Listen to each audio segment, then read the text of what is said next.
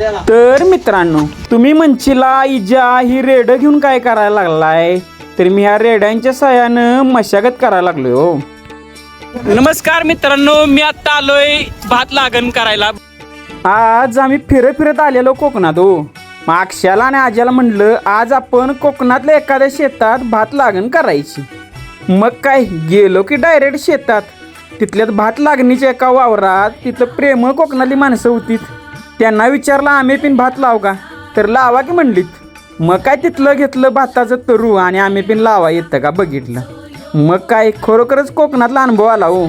असं वाटत होतं की आपला खरोखर कोकणातच जन्म व्हायला पाहिजे होता. मायाळू आणि प्रेमळ माणसं फक्त कोकणातच हो.